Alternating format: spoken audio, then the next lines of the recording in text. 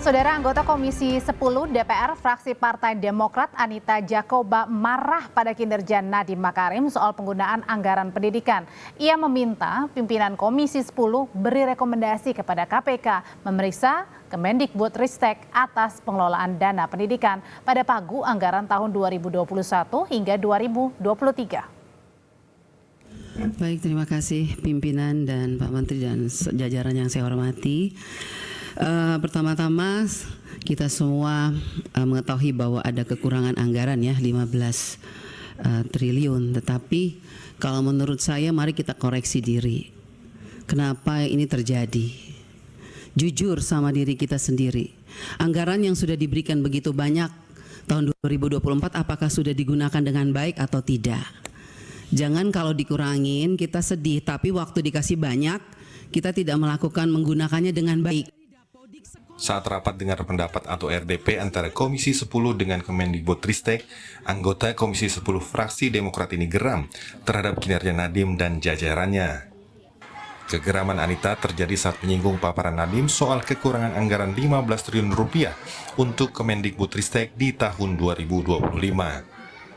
Di depan Nadiem Makarim, Anita menilai seharusnya Nadiem sebagai menteri harus mempertanggungjawabkan pengelolaan anggaran pendidikan secara tepat. Anita pun meminta KPK memeriksa keuangan Kemendikbudristek dari tahun 2021 hingga 2023. Bapak Ibu pimpinan, kita ambilkan rekomendasi kepada KPK, periksa apa yang ada di Kemendikbud. Karena ini banyak persoalan, PIP, KIP, dana BOS, banyak hancur ini. Tolong Ibu, saya minta Pak Pimpinan, kita berikan rekomendasi kepada KPK, periksa. Dari 2021, 2022, 2023. Nggak usah tambah anggaran kalau memang banyak korupsi uang negara habis. Bukan untuk rakyat. Saya marah Pak Menteri untuk sekian kalinya.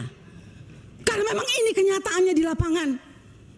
Jangan dong kita dibikin seperti anak kecil. Kok apa yang diusulkan kita mesti diverifikasi oleh Dinas Pendidikan? Anda mau nggak sebagai Menteri diverifikasi oleh Dinas? Jangan aneh-aneh lah. Kalian tuh dipilih oleh Presiden, harusnya berikanlah yang terbaik untuk rakyat. Tidak memberikan solusi kepada negara, hanya membuat persoalan di daerah. Yang tertinggal tetap tertinggal, yang guru menangis tetap menangis. Bicara plafon digital, mana keadilan untuk daerah 3T? Enak daerah-daerah yang sudah ada internetnya, diberikan terus. Tapi kita yang daerah 3T yang tidak ada internetnya dibiarkan begitu saja. Mana keadilan sosial bagi seluruh rakyat Indonesia, Pak Menteri? Saya sangat kecewa. Kita sudah mau habis masa jabatan. Anda mungkin sebentar lagi habis, atau Anda lanjut, saya tidak tahu. Tolong Ibu, saya minta Pak Pimpinan, kita berikan rekomendasi kepada KPK, periksa. Dari 2021, 2022, 2023. Ya iyalah, Anda jangan senyum. Anda membuat persection, tidak pikir, masa kita diverifikasi oleh dinas? Mending kalau kepala dinasnya bersih.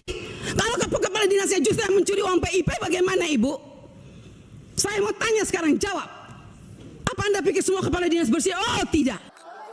Sementara itu, Mendikbudristek Nadiem Makarim menyampaikan permintaan maaf karena tak bisa menjawab satu persatu pertanyaan Komisi 10 dalam kesempatan tersebut. Nadiem berjanji akan menjawabnya pada RDP selanjutnya, baik secara lisan maupun tulisan. Akan melalui pendalaman ya Pak, lewat RDP, di mana semua pertanyaan-pertanyaan tersebut akan bisa dijawab secara mendetil, didiskusikan, dan juga bisa membuat beberapa keputusan. Karena kesempitan waktu, saya mohon maaf sekali lagi kalau untuk tidak bisa menjawab satu persatu jawabannya, tapi tentunya baik secara tertulis ataupun di RDP akan pasti kami address setiap isu yang diangkat. Berdasarkan data Kemendikbudristek, pagu anggaran Kemendikbudristek alami peningkatan sejak tahun 2022, meski pagu anggaran tahun 2022 sebesar 72,99 triliun lebih kecil dibandingkan pagu anggaran tahun 2021 sebesar 81,5 triliun rupiah. Di tahun 2023 sebesar 80,22 triliun rupiah dan 98 triliun rupiah di tahun 2024. Dalam laporan BPS menunjukkan terjadi peningkatan angka putus sekolah di samping tingginya jenjang pendidikan. Padahal kualitas pendidikan formal menjadi salah satu indikator kemajuan suatu negara. Pendidikan dapat mencerminkan tingkah laku hingga sifat masyarakat melalui penerapan ilmu pada kehidupan sehari-hari. Tim Liputan Kompas TV. Mendikbudristek kena semprot anggota Komisi 10 DPR usai mengaku berkurangnya pagu anggaran untuk tahun 2024 yang lebih kecil dari tahun 2024. Komisi 10 menyoroti kinerja Nadiem dan jajarannya yang dianggap tidak proper. Lalu seperti apa sebenarnya potret dunia pendidikan Indonesia dengan dana yang sudah dianggarkan pemerintah? Kita berbincang malam hari ini bersama pengamat pendidikan Cecep Darmawan, dan sebenarnya kami juga sudah menghubungi beberapa anggota DPR dari Komisi 10, tapi masih belum ada kabar sampai dengan sekarang. Saya mau ke Pak Cecep. Selamat malam Pak Cecep. Malam Mbak Andre. Ya. Audrey. Pak Cecep, jadi ini Bu Anita, anggota Komisi 10 DPR yang marah-marah. Jadi beralasan nggak sih marah-marahnya ini bahwa ada dana pengelolaan dana di Kemendikbudristek yang ternyata ini dugaannya tidak dikelola dengan baik? Ya, pertama tentu ternyata ada juga ya anggota DPR yang bisa seperti itu. Gitu. Dan kita apresiasi dari semangat untuk perbaikan atau perubahan ya bagaimana Kementerian Pendidikan ke depan. Nah, saya melihat bahwa itu sudah menjalankan fungsinya sebetulnya Bu Anita itu ya. Sebagai anggota DPR kan memiliki 3 fungsi, atau sebagai pengawas ya, kemudian sebagai legislatornya tentu gitu ya, fungsi pengawasan, fungsi legislasi ya, dan fungsi budgeting anggaran. Saya kira itu hal yang lumrah dilakukan oleh anggota dewan ya.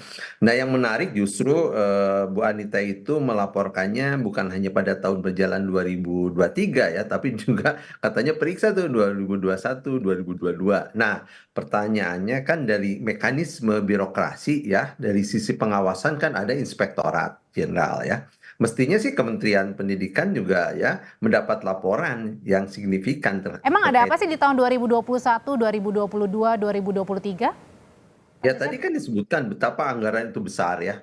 Misalnya yang kita tahu aja sekarang tuh anggaran pendidikan 20% itu kan berapa ya? 660-an triliun ya, 665 triliun yang untuk 2024. Memang sebelumnya kurang dari itu, tetapi tetap itu 20% besar ya. Walaupun yang dikelola oleh Kementerian Pendidikan tidak sebesar itu tentunya ya. Ada sekitar yang tahun 2024 ini 98,9 triliun. Nah, artinya dana ini tetap besar ya, tetap besar. Pak Cecep, ya gimana? kita contohin dulu deh, misalnya ini kan di layar nih ada alokasi anggaran pendidikan 2024, misalnya transfer senilai 300 sekian triliun, kemudian juga ada dari kementerian lembaga, Kemendikbudristek dan lain-lain sebagainya. Nah, ini yang tidak terserap begitu sebanyak 15 triliun. Ya, jadi tadi saya katakan betul ya, itu 98,9 triliun yang dikelola oleh Kementerian Pendidikan itu sebetulnya hanya 15% dari anggaran pendidikan yang jumlahnya 665 triliun. Itu pun tadi kalau dianggap misalnya berapa persen, 15% ya, belum terkelola dengan baik, artinya memang ini ada persoalan. 15 triliun kurang. 12 triliun ya. 15 triliun. Nah, itu pun bukan soal besarnya, tetapi bagaimana ya peruntukannya. Tadi Bu Anita saya dengar bagaimana di daerahnya di NTT gitu ya, banyak program-program yang belum menyentuh di sana. Artinya apa? Menteri harus turun tangan. Jadi saya minta ya Pak Nadiem ini walaupun hanya beberapa bulan lagi, coba turun ke daerah-daerah ya, sebagaimana tadi ditunjukkan oleh Bu Anita. Saya kira ini feedback baik bahwa selama ini jangan-jangan gitu ya, di pihak Kementerian Pendidikan ini kurang turun ke bawah. Sehingga ya anggaran-anggaran yang besar itu hanya diselesaikan di atas meja. Padahal di lapangan itu tidak. dugaannya apa kalau gitu? Anggarannya besar tadi, tapi kemudian tidak terserap dengan baik. Misalnya guru belum terima SK yang sudah lulus PPPK, terus kemudian juga banyak bangunan yang kemudian masih terbengkalai yang harusnya sudah diperbaiki, ada anggarannya. Ini dugaannya kemana? Sampai-sampai harus nih melibatkan KPK. Ya, satu, manajemennya jelek, buruk ya. Manajemennya berarti buruk. Yang kedua, pengawasannya juga buruk. Jadi 2 hal ini semestinya ya segera memperbaiki diri kementerian itu dari sisi manajemen dan pengawasan. Sehingga kalau ada sekarang laporan dari Ibu Anita ke KPK ya sesuatu yang wajar Jadi menurut maksudnya saya. ada dugaan korupsi? Ya kita belum tahu ya nanti bagaimana investigasi KPK apakah itu ada indikasi korupsi atau tidak. Ya kita tidak bisa menjudge itu ada atau tidak sebelum kemudian KPK tadi diminta oleh anggota dewan untuk kemudian turun ya. Kita lihat saja apakah itu ada indikasi itu karena Bu Anita menyatakan ternyata ke daerah kami ya itu program-program belum nyampe gitu. Berarti ada masalah ya. Nah, sekarang kita minta KPK bisa nggak ya? Karena KPK juga sedang dirundung masalah secara internal gitu ya. Oke. Apa masih punya tenaga untuk kemudian permintaan Bu Anita ini juga bisa diikuti dengan baik gitu. Tapi yang jelas dugaannya adalah ada masalah begitu ya, dan diharapkan dari Mendikbudristek juga akan menjelaskan kembali dalam rapat dengar pendapat bersama Komisi 10 ke depannya. Terima kasih Pak Cecep Darmawan, Ya, pengamat sama-sama. pendidikan sudah berbagi di Sapa Indonesia Malam.